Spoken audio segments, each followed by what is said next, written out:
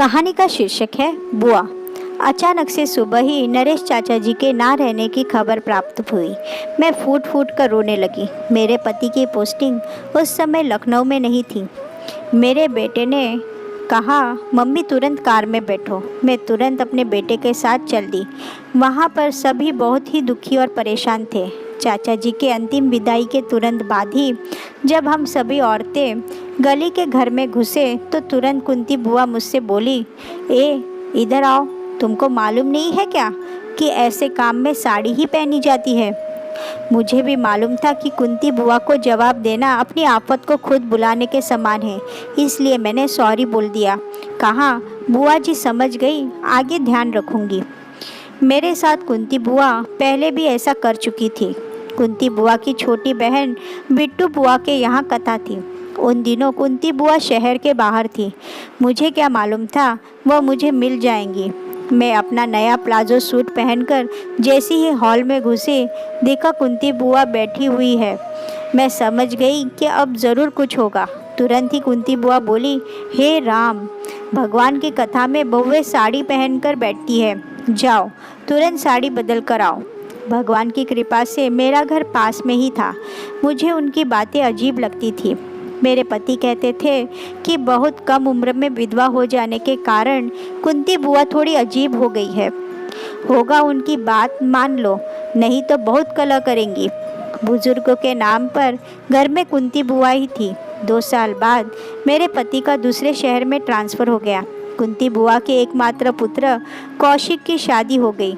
मुझे उस शादी में कतिपय कारणवश नहीं जा पाई थी। कुंती बुआ के बारे में दूसरे रिश्तेदारों से खबर मिलती रहती थी।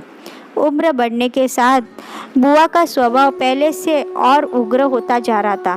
दूसरों से पता चला था कि बुआ की बहू पढ़ी लिखी और सुंदर मिली थी।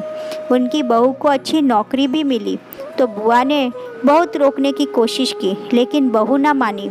बहू ने मुझे फ़ोन पर बताया कि पहले ही दिन जब बहू ऑफिस जाने लगी तो बुआ ने घर के सारे पर्दे उतार दिए और जैसे ही बहू बाहर निकली बोली, आज से हमारे घर में लाज शर्म हया सब खत्म हो गई है।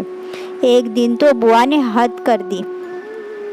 जब बहू उनके पैर दबाते दबाते उनके पलंग पर बैठ गई तो तेज स्वर में बोली, तुरंत उठो, हमारे यहाँ सास के बराबर नहीं बैठा जाता है।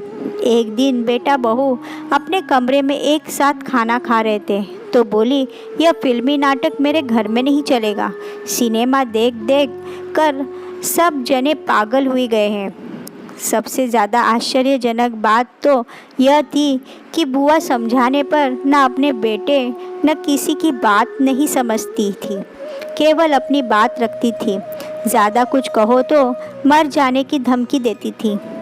एक दिन कामवाली नहीं आई तो बहू बर्तन धोने लगी। बुआ आसपास के कुछ पड़ोसियों को बुला लाई।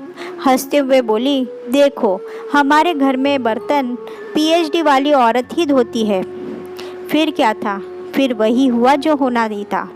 बिट्टू बुआ एक दिन हमारे घर आई। उन्होंने बताया कि बेटा, कुंती बुआ की हरकतों की वजह से बहू ने तलाक ले लिया है। कोर्ट में फैसला बहू के पक्ष में हुआ है। बुआ ने कौशिक की दूसरी शादी की धमकी भी दे दी, लेकिन बहू ने कौशिक और किसी की भी ना मानी और अलग हो गई। अब सुन रहे थे कि कुंती बुआ कौशिक की दूसरी शादी रचाने का ऐलान कर चुकी है। मैं सोच रही थी कि अब बलि के लिए किसकी बारी है, इस बार बहू या स्वयं कुंती बुआ की।